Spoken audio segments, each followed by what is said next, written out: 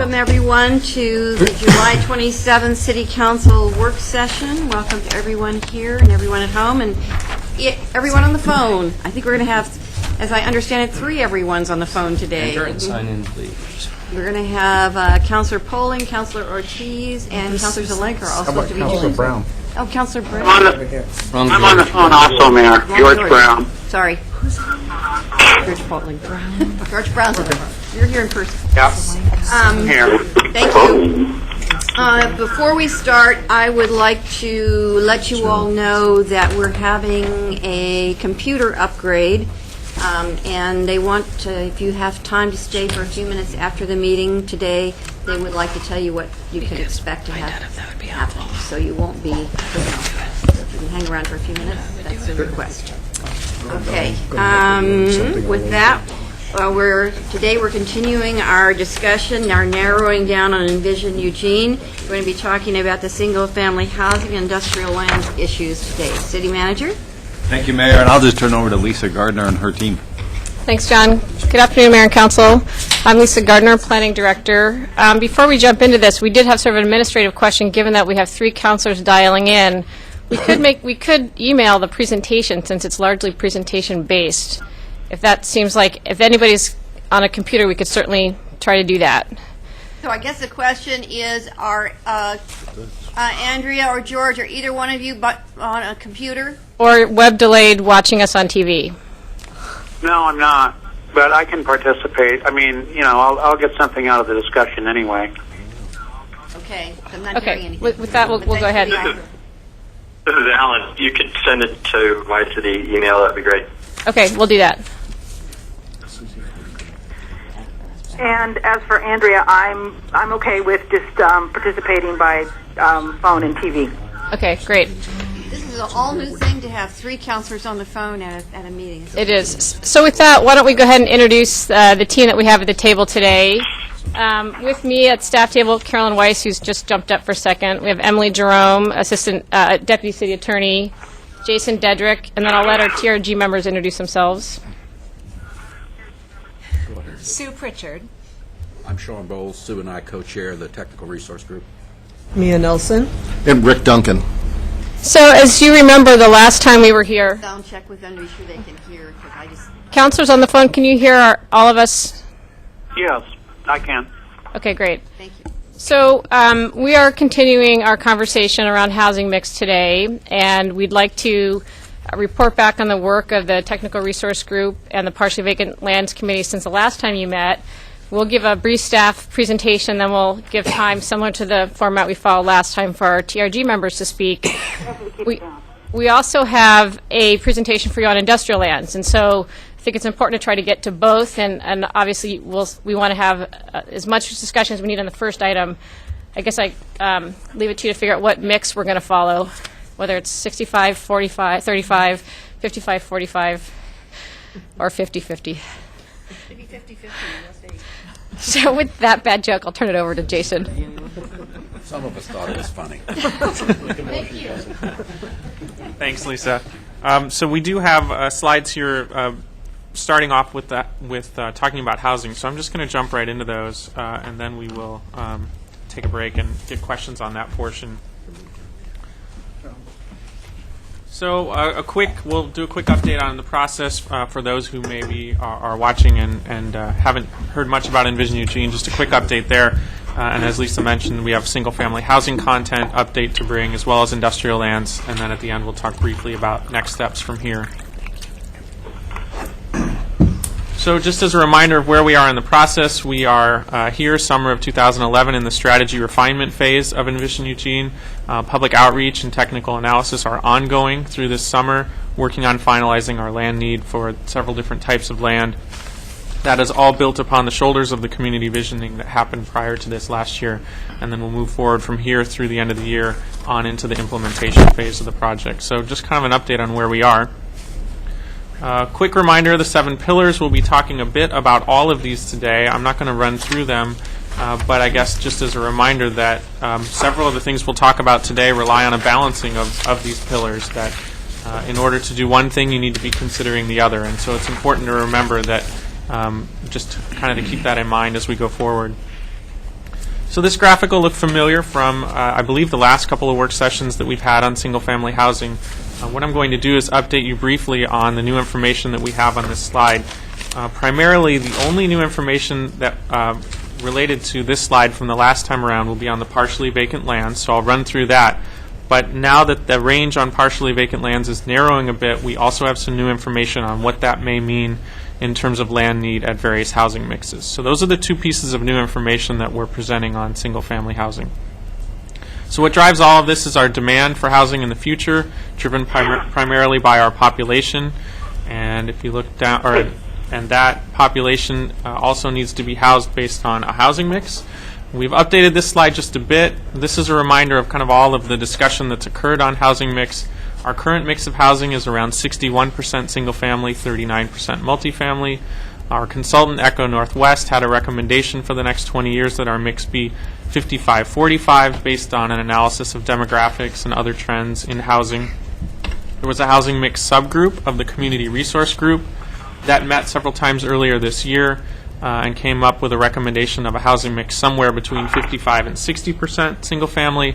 And then as the Technical Resource Group spent time on this issue, rather than putting forward a recommendation, they had presented you with a matrix or a spreadsheet that highlighted some of the issues involved with different mixes, with 60%, 60-40, and 40-60 being kind of the bookends on that. So this is a reminder of the information on mix that ends up driving this number at the lower left, which is the number of single-family homes that we need over the next 20 years.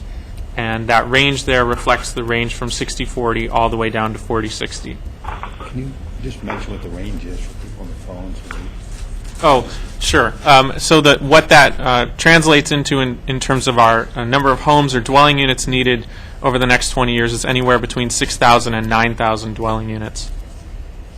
So our vacant lands, we've talked previously about this. Our vacant lands are able to provide or accommodate for about 4,300 homes over the next 20 years. Partially vacant lands, this is the new information. I'll update you on this. Again, partially vacant lands are lands that are currently categorized as developed. That means they have more than $1,000 of improvement, but that they have capacity for additional homes in the future. And so there's been a subgroup of the Technical Resource Group working on this issue. I'm not even sure how many times they've met now, but it's been a lot, 12, 13 different times at 2 to 3 hours a pop. So they spent a lot of time on this issue, and we're fairly confident that this issue's probably gotten more detailed attention in Eugene than perhaps any other city in the state.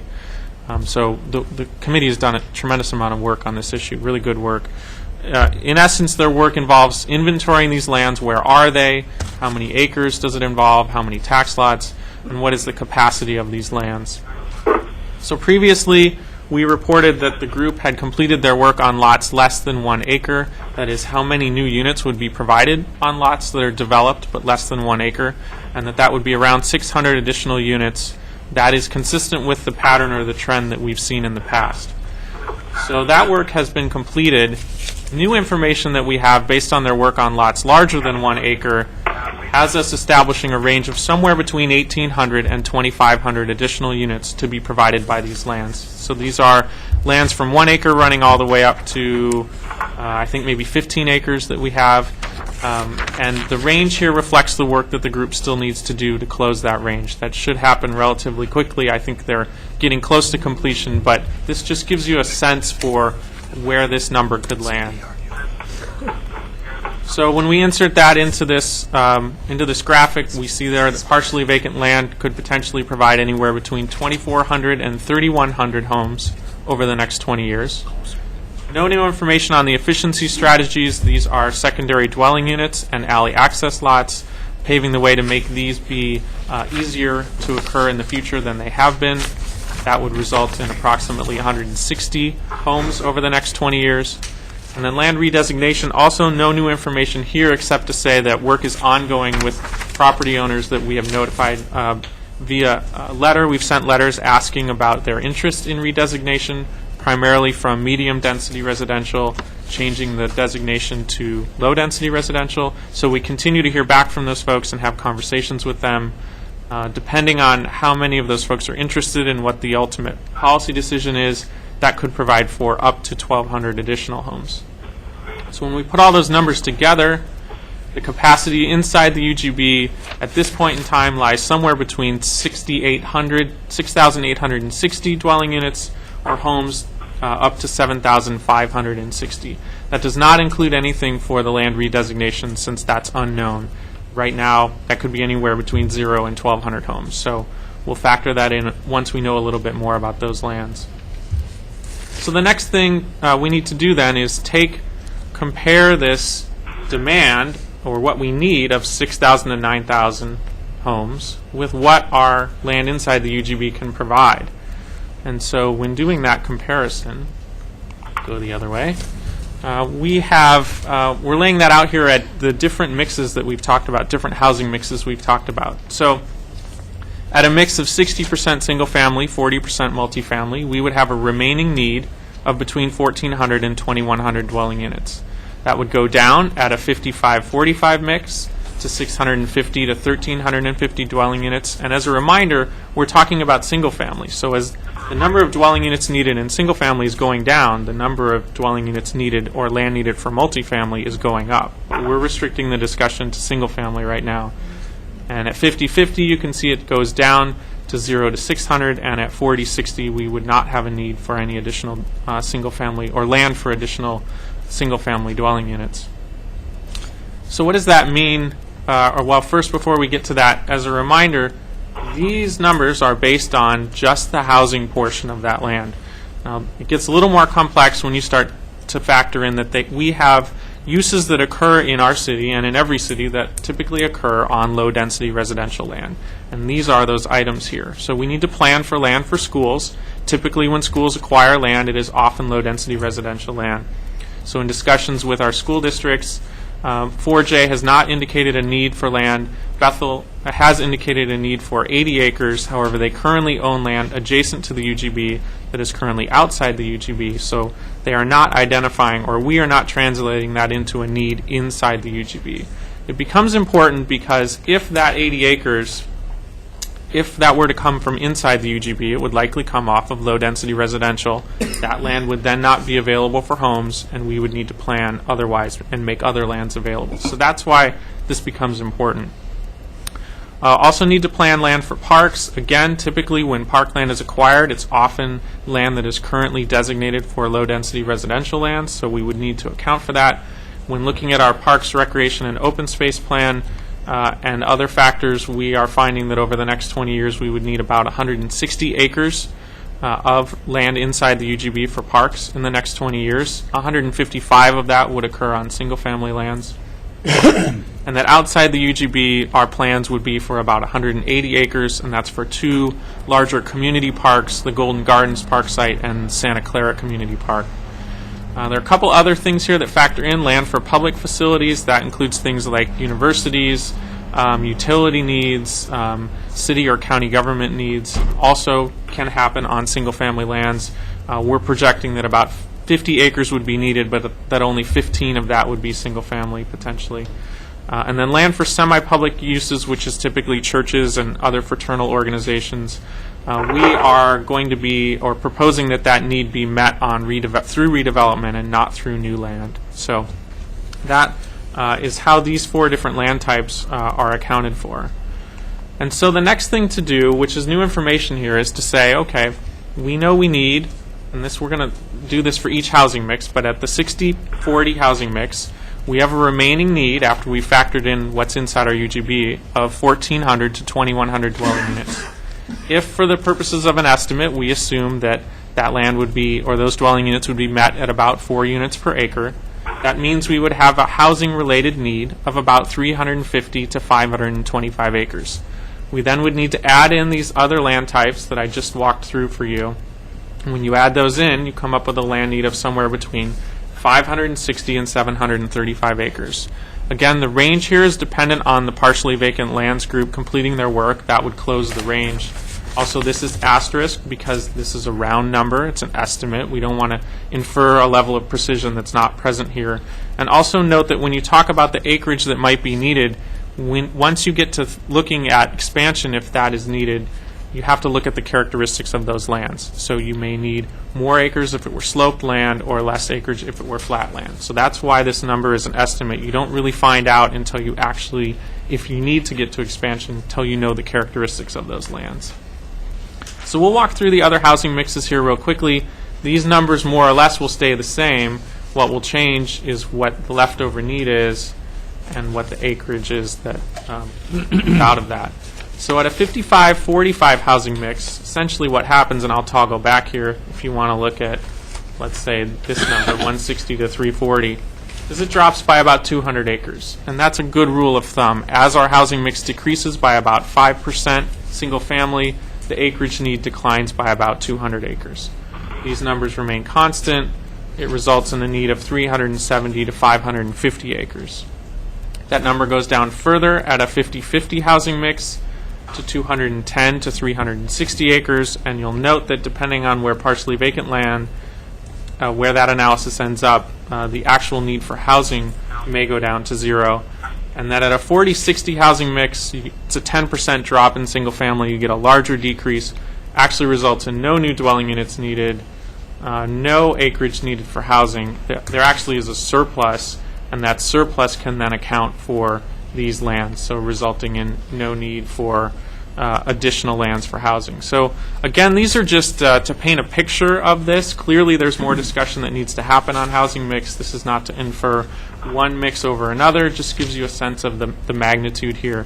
I think it's also important to note that although we put out a lot of numbers here, in a way the numbers are very important, but in a way it's how we implement this strategy that becomes more important. And we've talked about phased implementation, how we manage lands that come into our UGB, how we extend services to them. The implementation is just as important as the number as it may relate to expansion. So next steps on housing, I've mentioned this a couple times, completing the work on partially vacant lands, which should happen relatively soon, hopefully. I'm sure the committee members are hoping that that ends soon too. We have an open house coming up on September 6th, I believe is the date, that will be focused on housing. And so some of this information and any new information will be displayed there.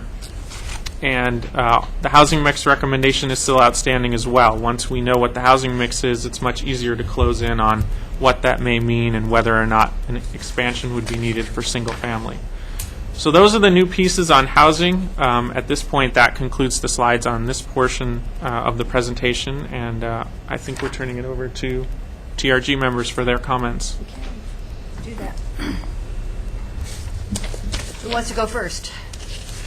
How about partially vacant, since it's been mentioned so many times, and it's such a complex and huge part of what's being done right now. So Rick and Mia. I'm pretty hesitant to say much more than has been said, just because we were in the middle of, these final discussions. And so I guess I don't think it'd be appropriate for me to expound on that until we finish our deliberations. I think what Jason said accurately portrays where we're at. And I'm hoping that we get to a point where no one has discomfort. We're not at that point yet. Some of the committee members still have discomfort, and if we can work that out, if we can't work it out, I think that will telegraph through and be a controversy in the larger community. So that's why I'm hoping that we can work it out between the four of us first. I'd like to take questions from anyone, and certainly Rick gets his chance. I kind of agree with Mia that we're down to the nitty-gritties, and I actually made a comment at one of our TRG meetings a couple of meetings ago. They've all run together, so when I keep talking about partial vacant, I'm not sure what part of my life I'm at anymore. But it's been a real in-depth discussion, and I made the comment that I'm gathering that this group probably talks at a level that's probably even higher than DLCD staff can work at anymore. It's been great work with Mia. She brought some stuff out of code that really helped us, out of statewide code, that really helped us understand partially vacant even better. I think we've probably done some defining of partially vacant that's not even developed in ORS or anything else. So I think we've done some work here that will probably be far-reaching into the future. And this group has worked well together, and we're getting closer. I think the areas, when they talk about partially vacant, is we're still trying to talk about small to mid-sized housing or home sites up in the hills, and how do we get a handle on the capacity, because we have a lot of large development on a couple of 3 or 4 acre lots, and so that's kind of where we're trying to hone in and get a little better feel for how to really estimate good capacity up in that area. So with that, I'll turn it back to Sean and Sue. One other thing about the word partially vacant, it's not defined by the state or anybody else, so it is up to us to determine what that is for our purposes, and it's hugely complex, and every time you get to one piece of it, you realize that underneath that are 2 or 3 other pieces, and I'm not even on the partially vacant subcommittee, but I look in awe at what the people have done who are on it, because they're getting down, as they said, to a level that probably hasn't been done before. I'm not sure it's done anywhere in Oregon right now. So once again, we seem to be a little trend-setting here, and it's very complicated. Hopefully by the time it comes to you, as Mia said, it would be wonderful if everybody on the partially vacant subcommittee, and therefore on the TRG, could get comfortable with the components, because it sends a very strong message, I think, about future acceptance of the concepts. I would just echo what Sue said. I think that the partially vacant subcommittee has really been wrestling with some difficult issues, and they've had to go down in the weeds, and we very much appreciate them doing that. That said, the comfort really doesn't, or the discomfort doesn't really, in that committee, I think, though others can speak for themselves, doesn't come so much from a philosophical disagreement, but more around the ambiguity of how you figure this stuff out and the approaches that are taken. On that topic, we also have another subcommittee dealing with a spreadsheet, attempting to get the housing mix so that we can actually turn a crank and see what these assumptions generate in terms of both dwelling units and acreage needed.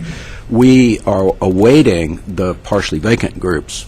We have a plug number for that at the moment. We're awaiting the partially vacant subcommittee's work to come back, be accepted by the TRG, and then we'll plug that into the spreadsheet so that we'll actually have a tool, albeit an overly simplistic one and one that won't serve us in the long run, but will serve us in the short run. The final thing I would say is around housing mix. Again, a plea to you to consider your mix in the context of all 7 pillars, not a single pillar. This is not just about economic development. It's about a lot of other things and providing appropriate housing. But it's a lot of other issues as well that bear on our quality of life and our ability to maintain the city across time, given diminishing resources. Thank you. I just wanted go ahead, Sue. I just wanted to add one other thing about meeting schedules. We sort of thought, I think, that we were going to be done. We were going to be done maybe with housing mix pretty soon, but we are committed to meeting all the way through August, and I'm pretty sure that it will extend, for months after that, based on what it looks like we're going to be working on in the future. And mostly what I want to say about that is that nobody's doing this begrudgingly. Everybody is, I think, very committed to ending up with an extremely good result. We realize that it takes a lot of time, it takes commitment. So, as was said earlier, the subcommittee for partially vacant lands has met more than a dozen times. 12, 15, 20 times, I don't know, for 2 hours at a time. TRG meets every week for 2 hours at a time. And I think that level of commitment ensures that when we get done, what you have is going to be as much as can be done on the topic without hiring consultants to do the work for you. And I think this is a better way. I would just echo that. This is a really nice way to do this, because essentially you have concerned citizens with some depth of knowledge about the topics, working with staff to try to provide the council with the best available information, and it seems to be working, and I think it's a good model. I've got George Poling first up in the queue. Does anybody else want to be in the queue right now? Betty's next. How about George Brown, Andrea Ortiz, or Ellen Zelenka? Anybody want to be in the queue? Well, no, not right now, Mayor. Thank you. Okay. All right. I'm not hearing anybody. I just want to make a comment again to express how impressive this is, the depth that you've gone to, and the sort of groundbreaking work that you're trying to do here. It's very much appreciated. And we just are anticipatory of what is still coming and what's rolling out right now. I want to thank everybody that's been involved. I also want to say to Jason that I think your presentation is just so concise and clear, and really appreciate the quality of your presentation on this too. It really helps us grapple with it, so appreciate it on all counts. George, and then Betty, and then Pat. I just have one question, and I don't know, maybe somebody can explain it to me, because you've been spending more time on this than I have. I understand that the estimates for the number of acres for lands for parks and semi... George, could you speak up? Okay, sorry. I understand that the estimates that you've come up with for the additional acres in your equation for the public and semi-public uses and that type of thing. What I'm having a hard time understanding is, as the single-family acreage decreases and the multifamily acreage increases, which means more dense population, why does that number stay the same until you get down to the 40-60 mix, and then it all goes away? Shouldn't it be making an adjustment because you're having a denser population? If we were showing, at the same time, if we were showing the acreage need for single-family and the acreage need for multifamily, you would see that. And because we're only dealing with single-family in isolation, you can't see that. So on the flip side, that is happening. Okay, all right, thank you. That clarifies that. Thank you very much. And it will show up when we do the actual Yes. delivery. Okay, Betty, you're next. Thank you. You're thinking about affordable housing as well as housing, I understand. And my question is, is it multifamily more likely to be affordable than single family? Or the possibility of being affordable, isn't that greater? I'll quickly comment and then maybe have a TRG member comment, just to say that that's been a hot topic of discussion at the Technical Resource Group about what different housing types mean in terms of affordability. And the group has been very interested in making sure that they're not making assumptions that aren't backed up with some information. And so if you guys want to comment further on that, you can, but it has been a hot topic for them. We have talked about it a lot, and one of the things that has come up is that new construction of any kind, whether it's single-family or multifamily, is going to be more expensive than not. But that doesn't mean it shouldn't be done, because it creates a stock of older multifamily housing that then becomes more affordable, and that applies to single-family as well. So I would say that's my perspective, and that's one of the topics that we've talked about. Somebody else may have a different view of it.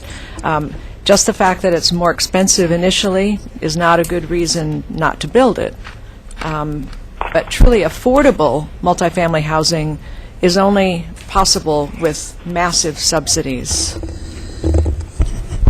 Let me go ahead, Rick. I was going to say part of the task that I took on was to try to do some research into that exact question, is does multifamily housing really create more affordable housing? And I actually talked to the staff up at DLCD and talked to some folks at HUD about it, and actually talked to one of the planners in Newburgh who's recently completed quite a massive study, I think it was between 5 and 8 year study on affordability in their neighborhood, in their community. And it's interesting because there doesn't seem to be any empirical information out there that supports that assumption. My impression from DLCD staff is that it's sort of been a given in their life, and therefore they like to talk about it. The studies that I've been able to find to date really deal in much larger communities such as Atlanta and Detroit and things like that, where they have shown that some increase in multifamily does help. But again, it's in large communities where you have a lot of travel distances and you have a lot of other considerations involved in the process of trying to make that determination. It's one of the things that we will continue to pursue, trying to understand if that really is a supportable idea that if we can build more multifamily, we can create more affordable housing. But to date, we can't seem to find that, but we will still continue to press forward on that issue. I think the argument is the one that Sue made, which is the aging out of the stock being increasingly accessible to those with lower incomes. Unfortunately, we don't have a good modeling system in place that would allow us to look at how that age stock gets absorbed by those in different income strata. And until we sort of address part of the Pillar 7 issues around monitoring of implementation, we're probably not going to have a tool that's going to give us a good answer to that. When I say affordable housing, I'm not talking about subsidized. I'm talking about housing that people who aren't wealthy can afford, different income groups. And I wondered if the group has discussed inclusionary zoning. We have not as a committee. I think individuals on the committee have discussed it, but we have not raised it as a committee. Essentially, it would be a strategy, it would be the way I would treat it. And we're sort of at the pre-strategy level here, trying to figure out what's the capacity and what can we absorb. Okay. It seems obvious to me that multifamily will take up less land and therefore reduce the need for land. And my other question is, do you have, how many other people are on the committee besides you four? Let's see, Josh Scove, Kevin Matthews, Carolyn, Ed McMahon, Laura Potter, and Laura usually brings a flock of interns with her. We had Roger Gray and Aaron, forgotten Aaron's last name too, for a while, but they've sort of fallen by, so it's become a very consistent crew. And then another comment, I hope that we will get a minority report. I think if everybody agrees, probably some points of view are being left out. Thank you. Well, we're trying to avoid that very thing. We're trying to capture the concerns of everybody on the committee, looking at the problem we collectively face, not what our political solutions to that might be, and to evolve something we can bring back to you that reflects both all of the concerns raised by the DRG around a particular area, whether it be housing mix or the one we're going to look at next to industrial lands. But we're trying to resolve that before it comes to you. I guess maybe I would just, on that point, suggest that throughout this whole process with the Community Resource Group and the subcommittees, the goal has been to building agreement. So it's building agreement towards commonly identified goals, and so it doesn't mean that it's going to be everybody's exact first choice that if they were king would choose, but it's that it's landing in a place that everybody agrees is the best place we can land given our community-wide goals. And so if we get there, then there shouldn't be a minority report. And I think this group is a very capable group to help get us there. Pat, you're next. Thank you, Mayor. That was more or less my point. Can I get in the queue, please, it's Alan? Yep. And it's good to hear Dr. Bowles state that, and Mia prior to Dr. Bowles, that you're not really even ready to give us anything tangible until you have come to some level of agreement. And I'm looking forward to that level of agreement. And you guys are working very well together. It's been really pleasing. I know at the very beginning of the process, a lot of people were concerned that you were not going to be able to get enough accurate information that anybody would agree on, that the council or anybody else could fully understand it. I really see some excellent gelling of the work that you guys are doing, and I know it's hugely impactful. Jason said you don't know how many meetings they've had, and that's not because you've not been to them. It's because it's too many to count on two hands. I know you're going through a great deal of work, and I really appreciate that. And echoing what the mayor said, that you're doing everything it takes to give us a great product that really will, as Dr. Bowles and Mia both said, have impact for the future. And I like what Mia said, that if you are disagreeing, that will telegraph through to the entire community. So if you can't agree, well, I think that'll be a natural part of the process also. But I have a great deal of optimism that you'll come up with a good product. Thank you very much for ridiculous amounts of work. Thank you. Chris is next, and then Alan. Before I turn to them, I guess the discussion to me indicates that we need to be have a really good and accepted definition of what we mean by affordable when we use it. And there may be a difference between affordable and low income. or they may be, low income may be part of what's affordable, but not all of what's affordable, because there may be different levels of affordability. Just something to think about so that we have some clarity about what we're talking about, I think. Chris, you're next. Thank you. I am incredibly appreciative of the work you're doing. I mean, you are going to make the ultimate policy decisions easier to wrestle with. I mean, I know it's hard, and I really was struck by the comment that every time you peel away one layer, you find 15 underneath it, because these are extraordinarily complex issues that have a lot of judgment involved in them, because you can look at this issue technically, which is what you're doing, but every technical discussion has a policy implication to it. And the notion that you're talking about what this ultimately will mean to policy is not really your job, but you are providing us an incredible amount of technical analysis that we're going to need to make the policy decision, because you already understand there is going to be no way to avoid the fact this is going to be competing values. And you're having to analyze those competing values as much as you possibly can, so that when it comes time to make a decision between which of these competing values we're going to set our policy around, we need as much of your work as we can possibly get in order to try to make the right choice. Because my expectation is that when it gets right down to it, it's not going to be a clear choice. It's going to ultimately be a decision between this good value and this good value, and then the work you do technically to help guide us on that is going to be very important. So I'm not approaching this as being about winners and losers, because in this case, you're trying to reach a consensus. You're trying to reach something collaboratively, and I support your effort to try to do that. And I hope there won't be a minority report. I hope it will be a synthesis of what you're trying to get to. But my expectation is that you're not going to have an easy job, and that you're not going to come up with something that goes, oh, yeah, why couldn't I think of that?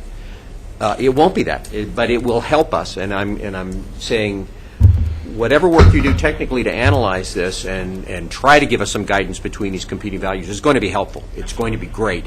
And at the end of the day, it's still going to be a tough decision, but you will know that you will have contributed to it in a very, very important way. So your best effort is incredibly appreciated. And I know once you got into this and realized just how deep it is, it got more complicated really fast.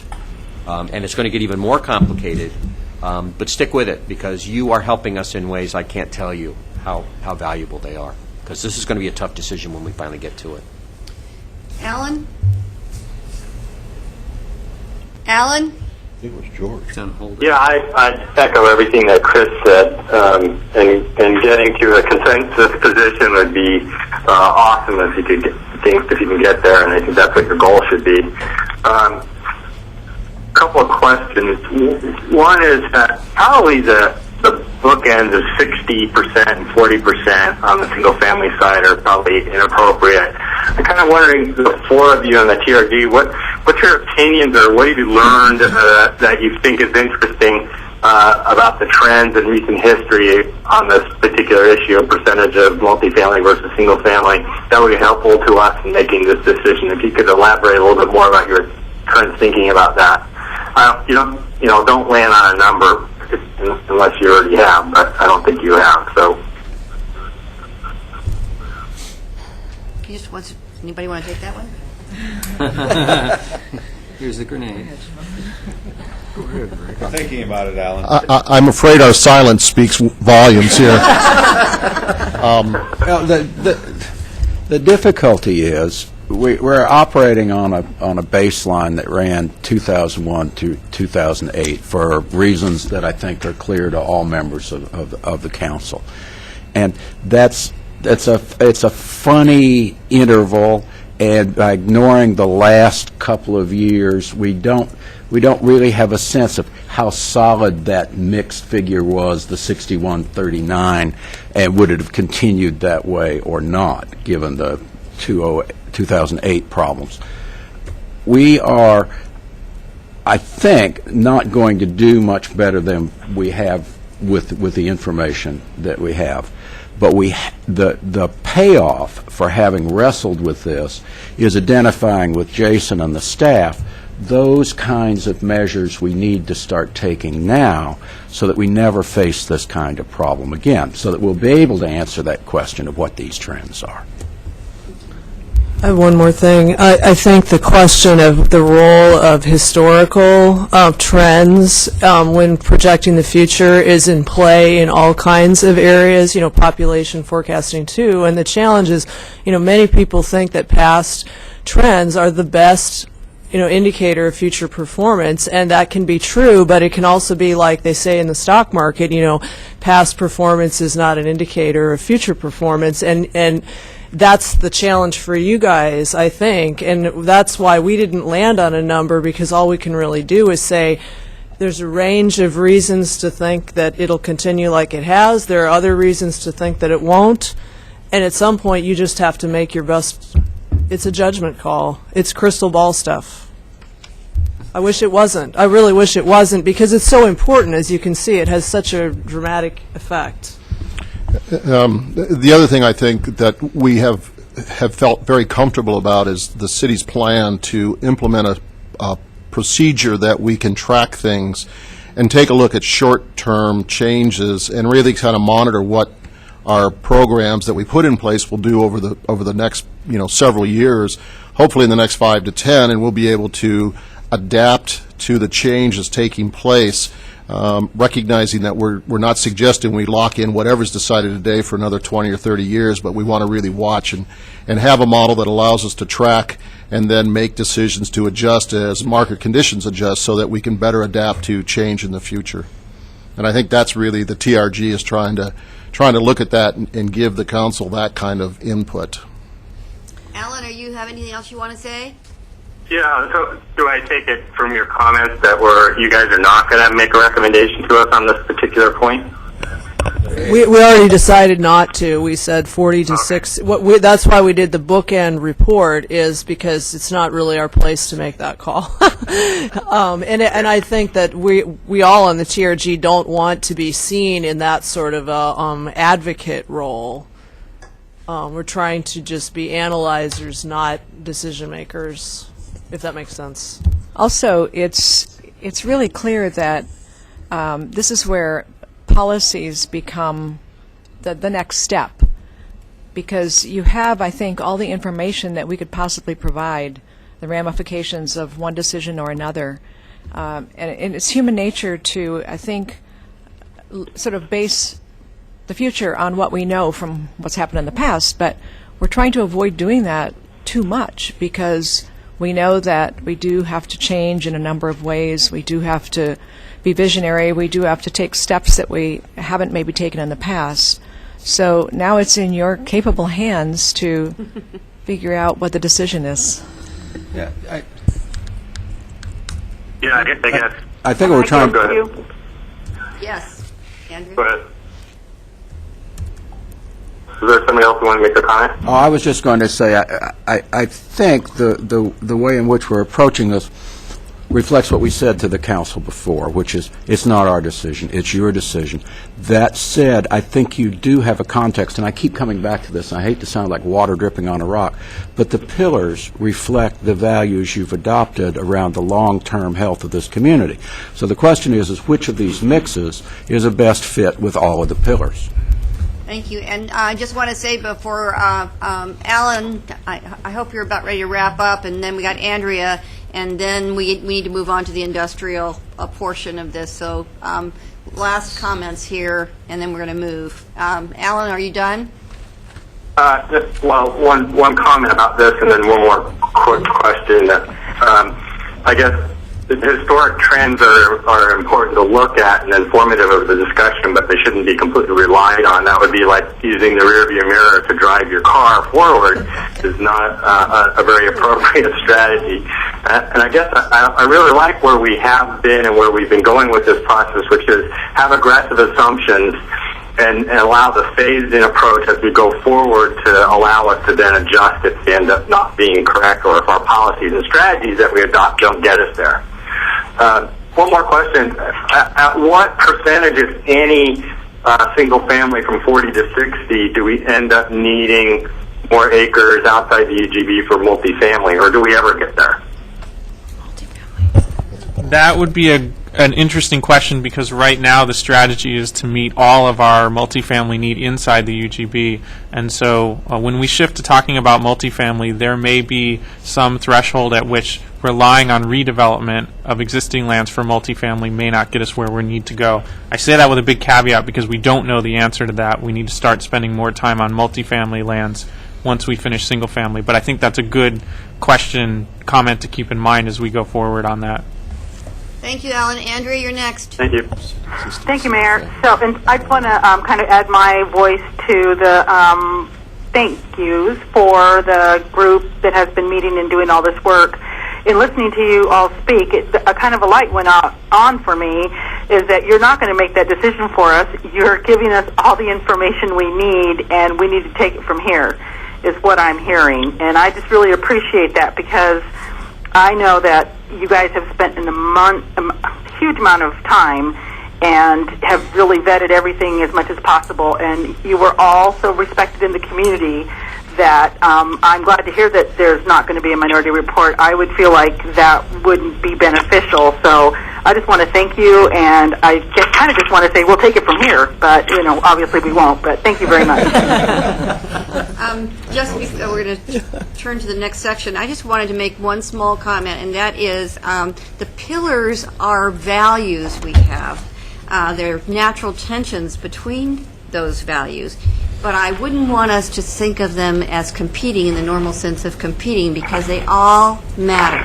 And so we have to do our best to bring forward all of those values in our decision making, and they do have their natural tensions. But in some sense, when you talk about competition, you begin to talk about different points of view, and I think it's pulling those things forward in our thinking and not letting one dominate the other. With that, I'm going to turn it back to you guys to start the next part. And as we wrap up that last piece, I just want to reiterate, Jason mentioned some next steps, including an open house happening in September. You heard the TRG talk about finishing their work, and then at some point when they finish their work in the fall, we'll come back to council to set you up to make a decision on the mix. We would then hold a public hearing on that process, as we have similarly on other elements, before moving forward to a final decision on the mix. So we don't have a date? Don't have a date. Okay. We're looking to what I know is an aggressive and commitment to working forward as expeditiously as possible, but also wrestling with a lot of information. So with that, as we turn to industrial lands, I just want to take a minute to set some context and remind you of where we've been so far in this process. The Community Resource Group spent time last year on this topic. They received some presentations both from our internal staff, including Mike Sullivan's team. We had some outside experts from the state come talk about economic development and the kinds of things to consider. We also invited Priscilla Gold from United Way to come and talk about things like social equity and affordable housing, because, as you know, one of the components in affordability is earning a wage in order to pay for your house. It's not just providing the housing stock, but making sure people have a means to afford their house and to have an economic engine in this community. And so there's quite a bit of discussion both at the large group, community resource group level, and then also subcommittees. We had a subcommittee on economic development that spent a lot of time on this. The Economic Development Committee discussed a portfolio of needed sites, and Jason's going to walk you through some of that, but I'm just sort of on a broad level. Based on that, talked about what resulting need might look like.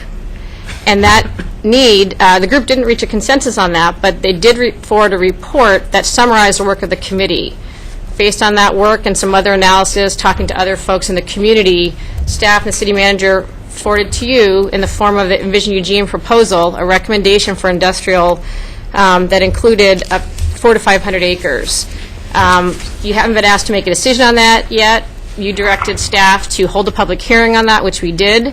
We received some input on that. You also directed us to continue exploring the areas and do additional study on wetlands and also analysis to find out if we do have a need for potential expansion, where might that be? So that's what we've been working on.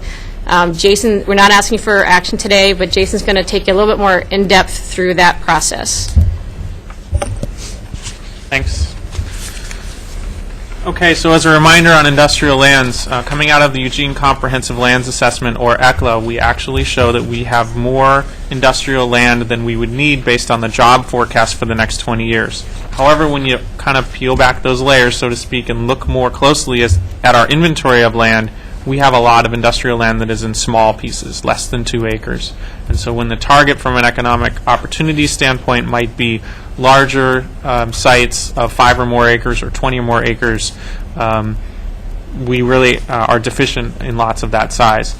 The state law is clear that cities specifically related to industrial land, cities can be aspirational with their need. They can say, based on our economic objectives, like the Joint Elected Officials Plan, we can identify a land need above and beyond what the numbers may drive. So that rationale was the reason why during the community resource group process there was a discussion about the need for larger industrial sites in the next 20 years.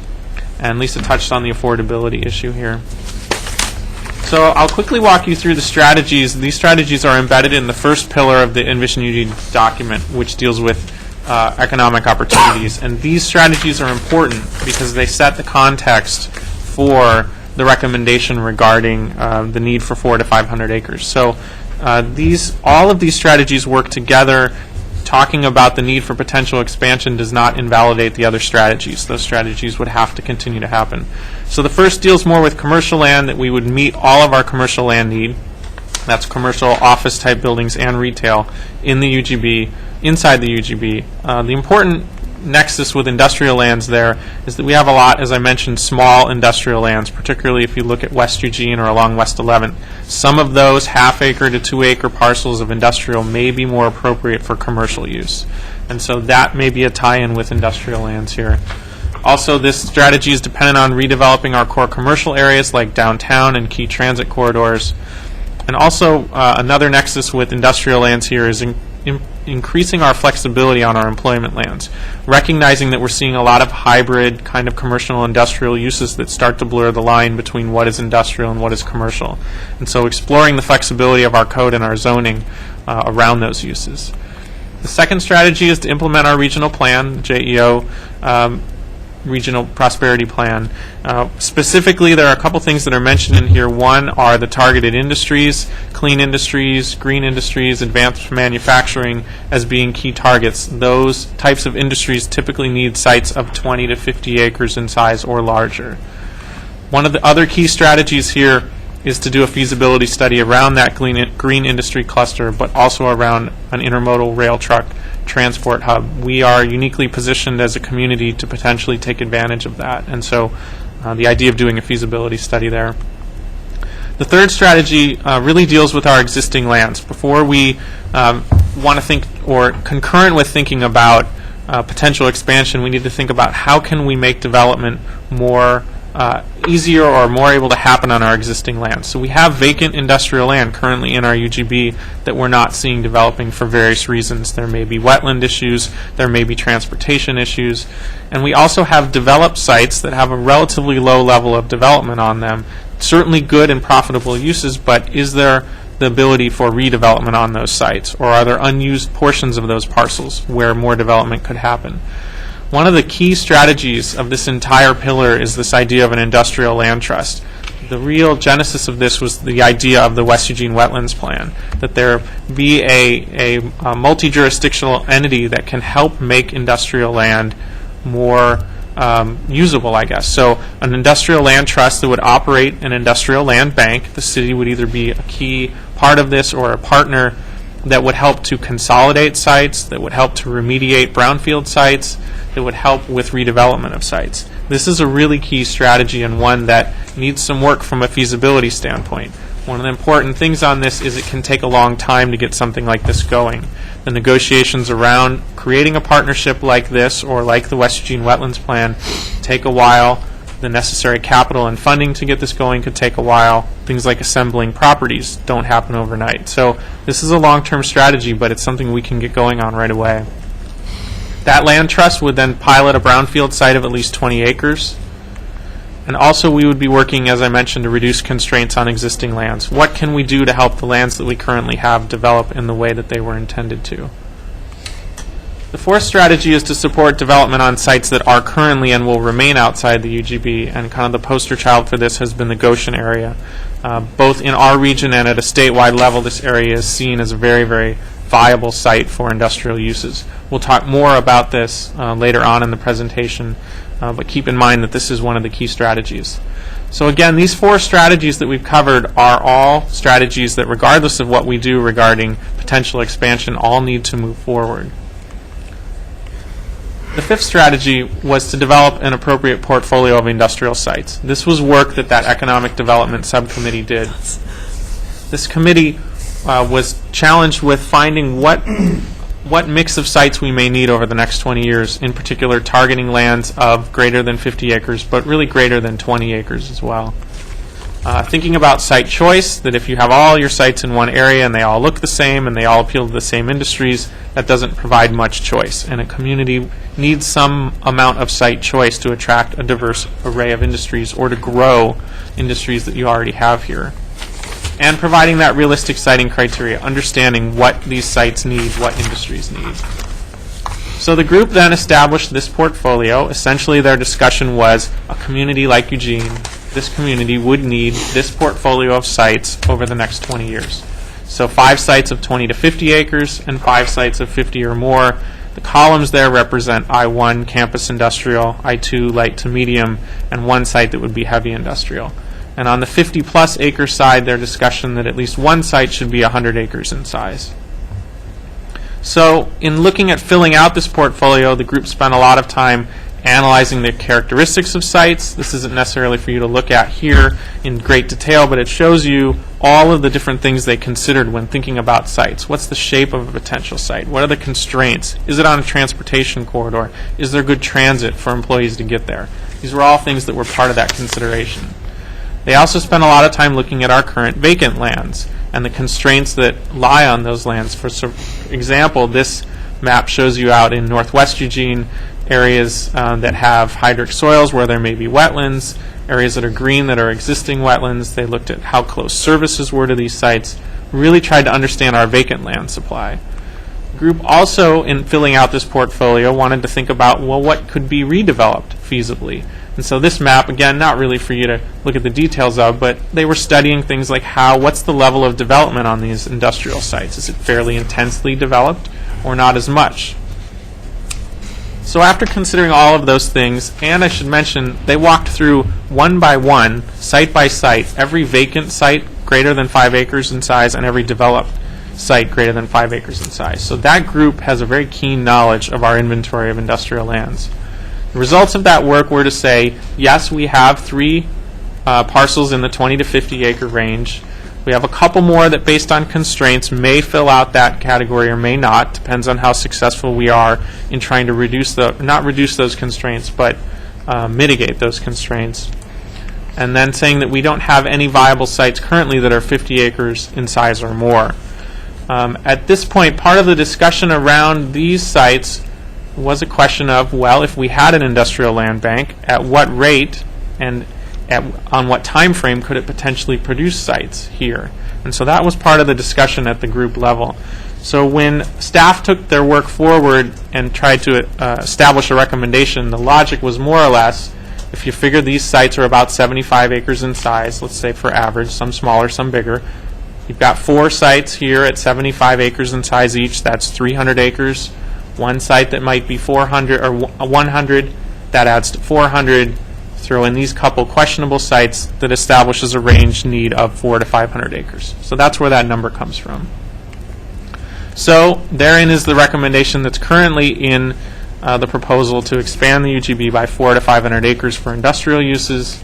There has been discussion about a provision to ensure that those lands don't get rezoned for another use, that they're preserved for industrial use only, and to take advantage of, if there is a change in state law, to allow areas to remain outside the urban growth boundary, but to come in a streamlined fashion. So to take advantage of that if state law does in fact change. So in March, you directed staff to go ahead and start looking at areas outside the UGB for potential expansion. We're going to walk through some of what we found at kind of a high level. It's important to note here that this does not indicate that necessarily expansion is needed. For example, if we were to expand by just 1 acre, we would have to do all of this analysis of all the lands outside of our UGB. So we're just trying to stay ahead of the game here and do the analysis that likely would be needed. Also, it's important to note as I walk through these that some of these constraints aren't prohibitive constraints. They involve value discussions and trade-offs for our community about what our values are regarding land. So it's important to note that. So we'll quickly walk around the UGB here in the way that the committee walked around the UGB, basically with aerial photos, area by area. Starting on the west side of town, again, we'll be looking at areas just outside the UGB. This green swath here represents the West Eugene wetlands, more or less. That complex of wetlands continues out to the west of our UGB.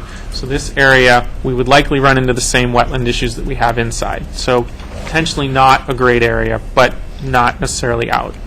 Across the southern periphery of the city, these areas have slopes of more than 5 to 10%, which often is not or can be a prohibitive constraint for many industries.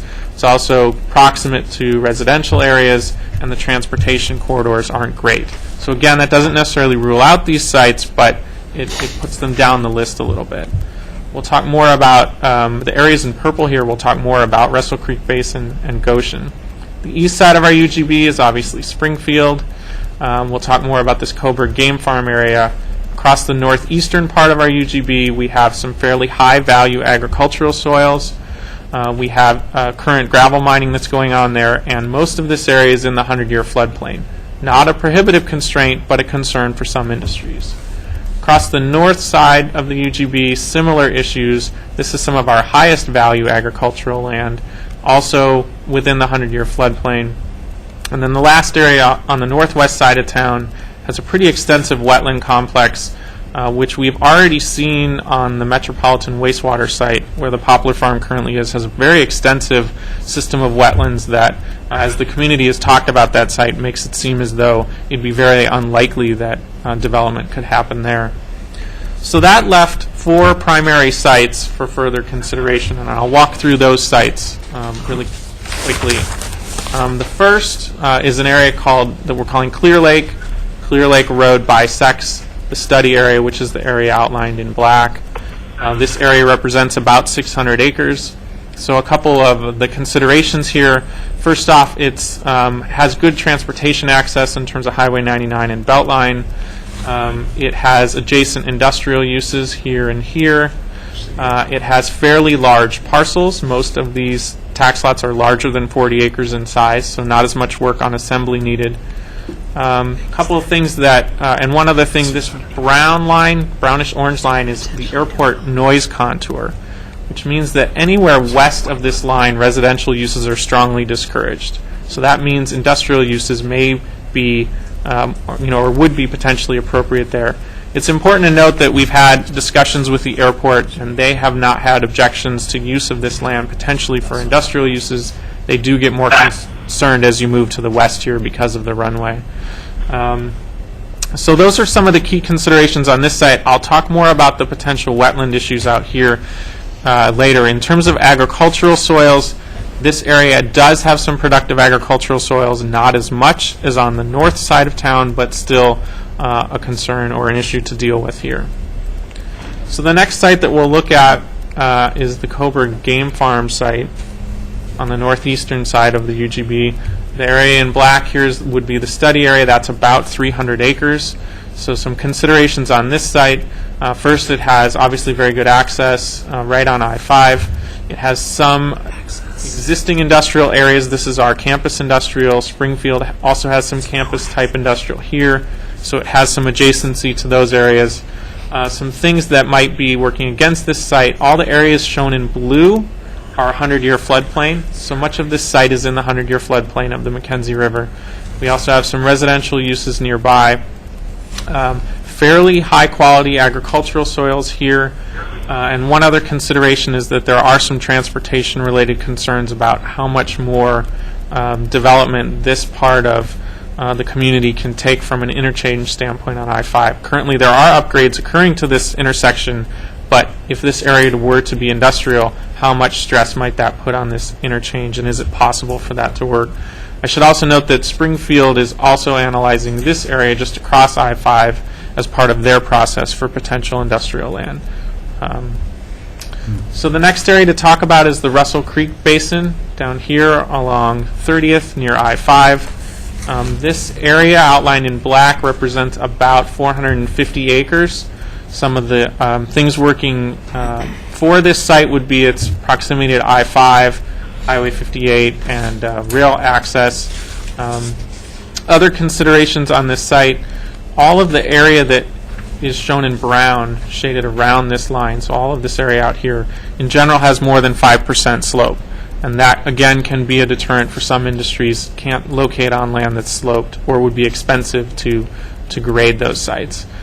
Working in advantage is LCC, its presence right here, possibility for industry clusters that would want to be affiliated with LCC. Areas in green are hydric soils, high potential to be wetlands. So another consideration. And then also you look at the parcel size. If you were to look at this area, this is currently rural residential, a fair bit of assemblage would be needed to put these parcels together. So those are some of the thoughts on this site. And lastly, we'll talk about the Goshen area down here off the southeastern portion of the UGB. This area has received a lot of discussion lately. Here is the UGB.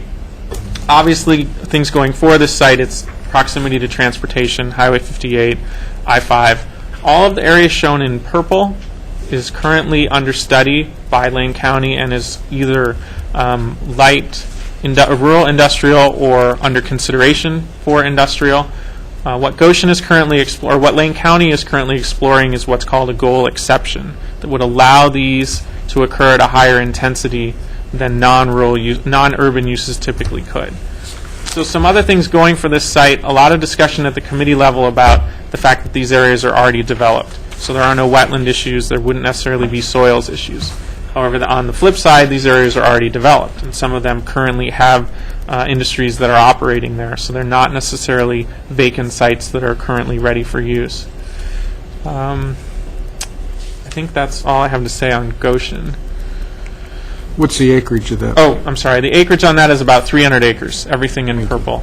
And that's the area that's under study by the county now. They are contacting landowners in this area as well as property owners adjacent to this area to try to get a feel for what's the level of interest in potentially having a higher amount of industrial use. I should also mention that facilities serving this site with utilities may be more challenging than other sites. All of the sites have some challenges regarding utilities, and that needs, the expense of providing utilities needs to be a consideration as well. So again, those were the 4 areas that were looked at. In the context of those 4 areas shown in purple, the Community Resource Group and the Economic Development Group thought that this area, while not necessarily the best, would be the first area for some initial study, some additional study. So I want to walk you through some of the work that's happened there. So this map shows you those approximately 600 acres in the Clear Lake area. All the tax lots here are of that, fit that within 600 acres. For scale, these are about 40-acre sites right here. The UGB is this line right here. And so what we did was we had a consultant do a very kind of high-level wetland study out here to say, based on aerial photos, based on soils maps, visual observation, what do we think might be out here in terms of wetlands? The area in green are those potential wetlands. It represents about 1/3 of the 600 acres. Many of those, or in fact most of those wetlands are agricultural wetlands. It's likely that some of those wetlands would end up being of a high enough significance to be protected by our code, but that many of them would not. And so while they could be developed, they would need to be mitigated. And there is a cost associated with that mitigation which could prove to be prohibitive for development out here. That necessitates looking at some creative solutions to mitigation, perhaps seeing how our own Wetlands Mitigation Bank could be involved in this.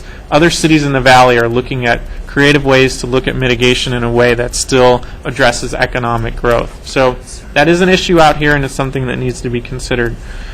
We have already sent letters to all of these property owners just to get a sense for, hey, what's the level of interest out here? Is everyone interested? Is no one interested? So there are 17 property owners in this area. We have heard back from all of the properties represented here that have little telephones on them.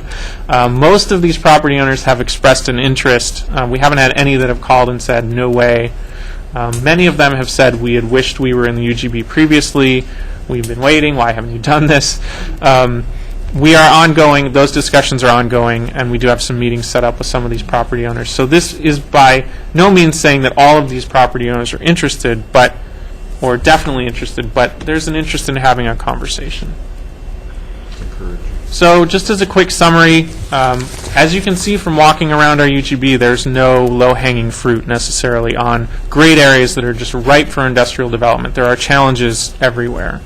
There are additional property owner contacts to do. Again, the area that we looked at in more detail in Clear Lake doesn't mean that there may not be smaller areas within other parts of the city that might be viable as well.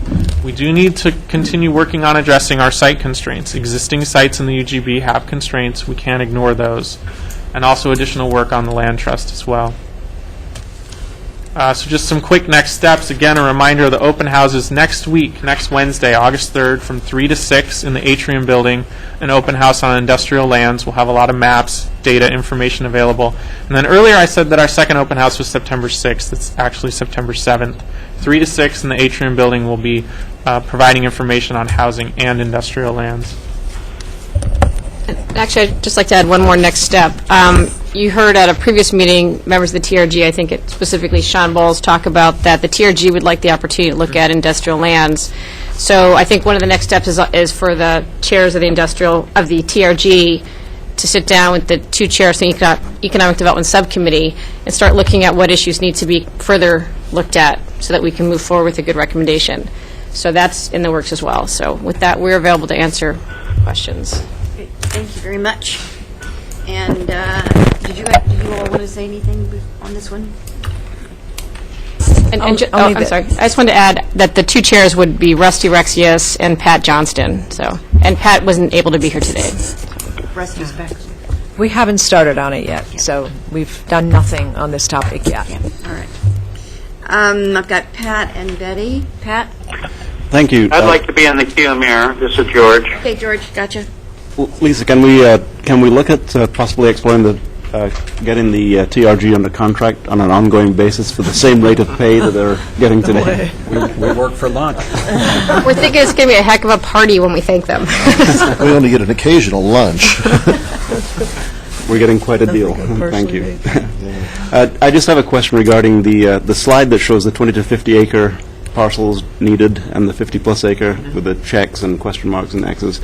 As the 50 and as the various sized acres packages become available and are occupied or bought and begin to be used, is there a process for replacing them as far as keeping that number of lots available as industrial lands are used?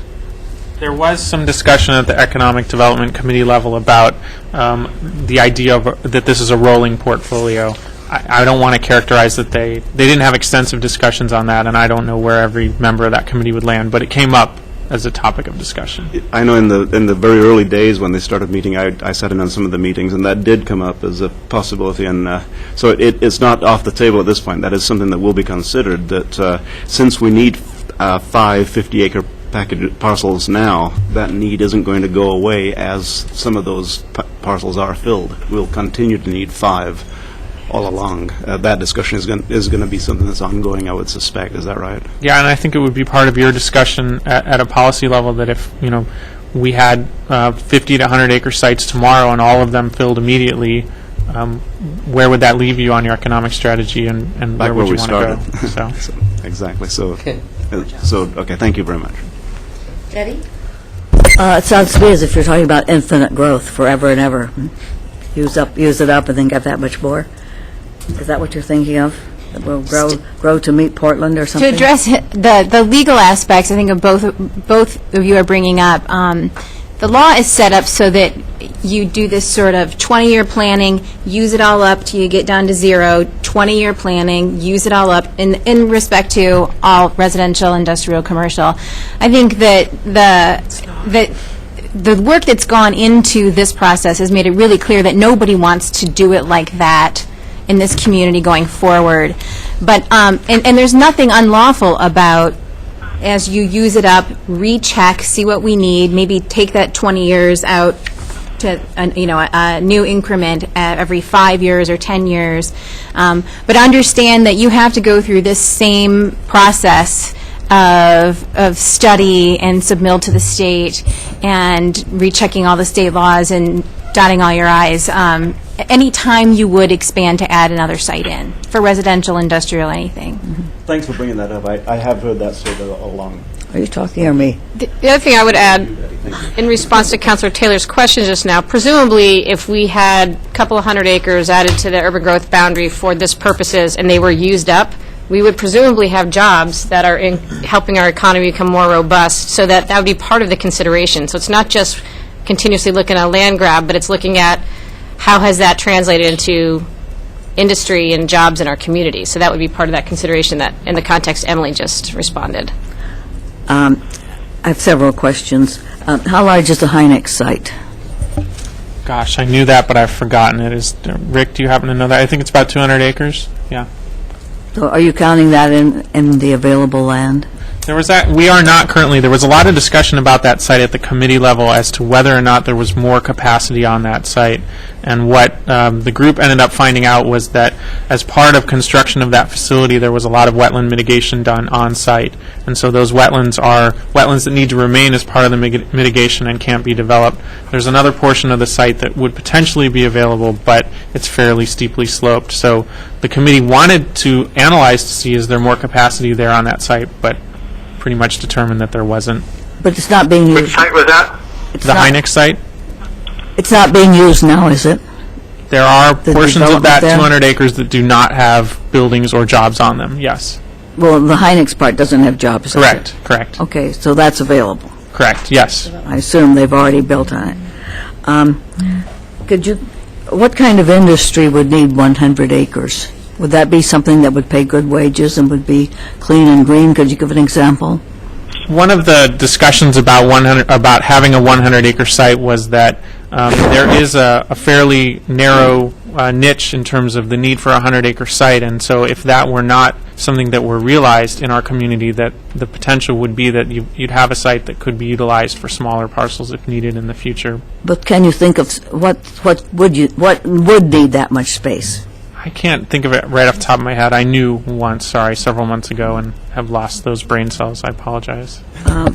One of the things I might add is that part of the conversation that happened in the Community Resource Group, I think immediately following the presentations that were given from state experts and Priscilla Gould and from our Mike Sullivan's team, were around creating not just a portfolio of parcel sizes, but a portfolio of businesses and industry type, that we're not looking to, that we have to have a balanced approach in economic development, and that's reflecting it in the JEO economic prosperity process, but also, so it's not just looking to attract large out-of-state businesses, it's to let local businesses grow in place, remain in Lane County, remain in our city. It's to see more entrepreneurial, smaller businesses start up here, and so really trying to create a sustainable and varied portfolio of economic opportunity in our city. So, and it requires varied parcel sizes. So there's still probably some work to be done on that and nailing down exactly what this council's policy should look like and what strategies to implement that policy would be. When you talk about clean and green, I just wonder what's huge that's clean and green.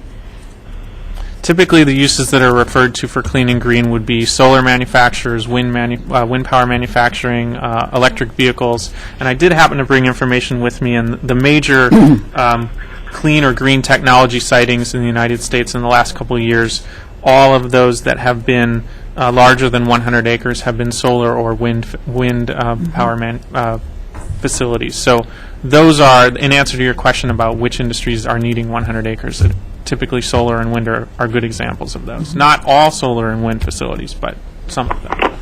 And when you talk about reducing constraints, what kind of constraints are you talking about?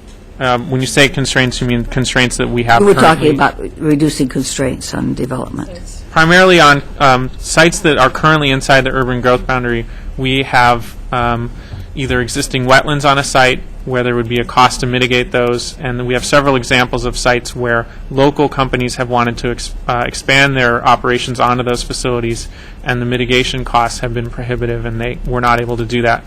Transportation requirements are another good example. Infrastructure that would need to be improved, and other conditions for development there have been beyond the reach of companies that have been interested in those sites. So those are good examples of things that we would want to try to work on, to be a partner on, to try to not make those constraints go away, but to mitigate the negative impact those constraints are having on businesses locating. Maybe one other point to add on that, Jason, is that not only is that we do need to consider what tools might be needed so that those sites can develop that are currently within the urban growth boundary, but if we do have a need to expand, we would not, expanding for similar type lands with similar constraints, we would have the same issues in place. So we really do need to be able to solve for it. Thank you. George Brown? Thank you, Mayor. I'd like to return to the 200 acres inside the UGB that the Metropolitan Wastewater Commission owns at the Poplar Farm.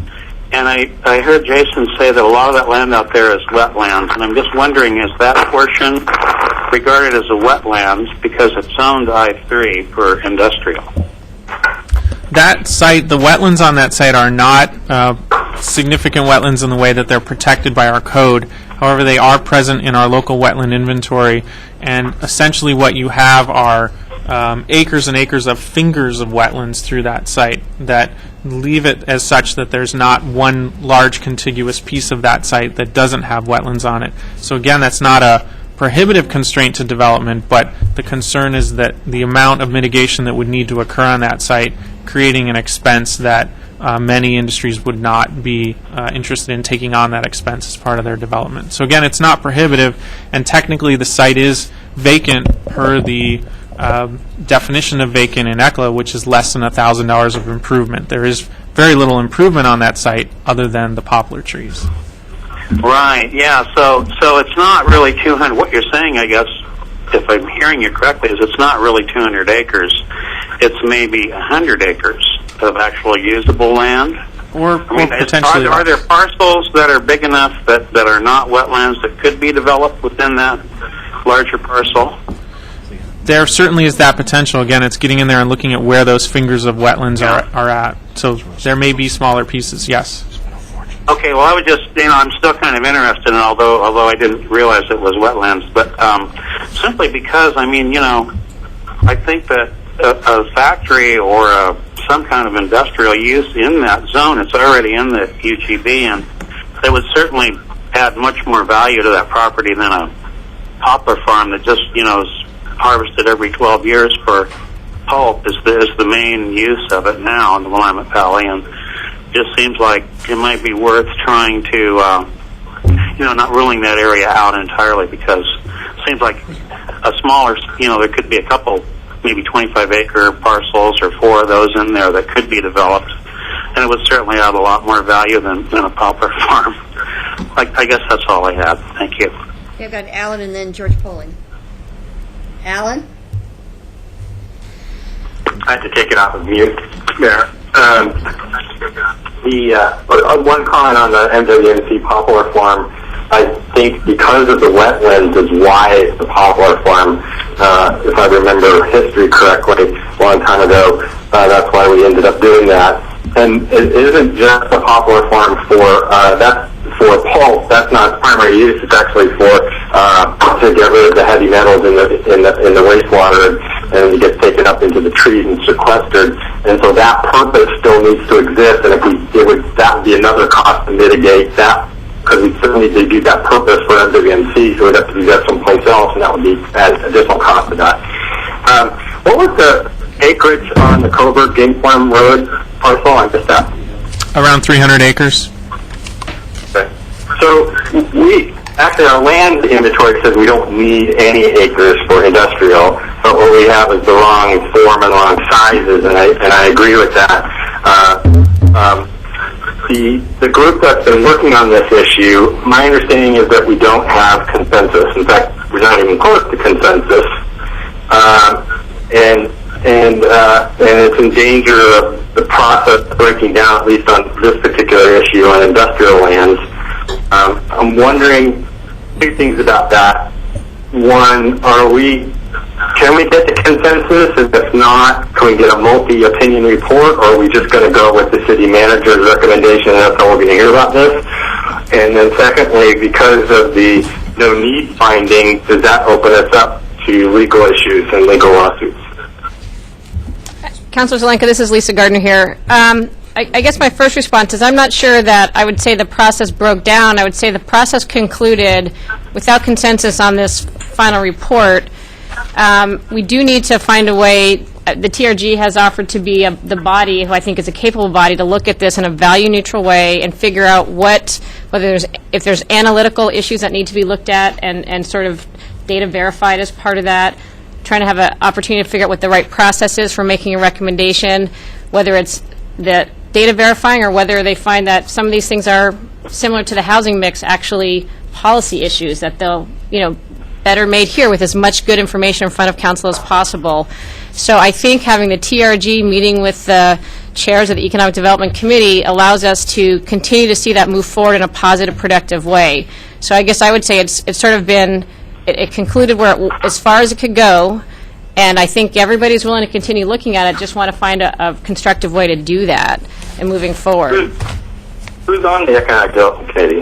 Well, the chairs are Rusty Rexius and Pat Johnston. A number of other people, and I might need some folks to jump in, but I think Bill Aspergren was part of that. Kate Purley was on that. Rick, were you on that? Rick Duncan, Sue Pritchard. I'm sure I'm missing some other people. Jack Roberts. I think Dave, Kevin Matthews, Dave Hauser, Laura Potter. I'm missing a few people, but you get a flavor for the representation. Right. So I find the group that's here with us today, the TRG, especially on the vacant lands and things like that, is very helpful for me in understanding the complexity of issues and the breadth of opinions. And I would certainly like to see the Economic Development Group come before us. I know that they've completed their tasks, so to speak, or what they've done is over, but I'd like to have them come before the council, and so we could hear the bookends of that conversation as well. Before we make a decision on that, second question was, does it open us up to lawsuits because we don't have a need finding for industrial land? I'd be happy to address that. This is Emily. We're certainly not going to take forward a proposal to expand the urban growth boundary with background that says we don't need any industrial need. So, in fact, while right now on paper under our current plan, it may not show that we have an industrial need, I think that there's differences in opinion about what that need really is, but that there is some need. The city, there isn't a lot of statutory or administrative rule guidance with respect to how to demonstrate your need for industrial land. And it's been very clear from the state that we need to be providing some market choice, and that's one of the things that you've seen a lot of study around here. The city of Woodburn recently took a proposal to expand their urban growth boundary by 409 acres for industrial land, including a fair amount of that was for market choice and varying degree of in location and size. And LCDC agreed with their analysis. The Court of Appeals said we need more information on this. We need more cogent findings. We need more background as to why those acres that's the right number. So that's currently, they're sort of being guinea pigs for us right now. So.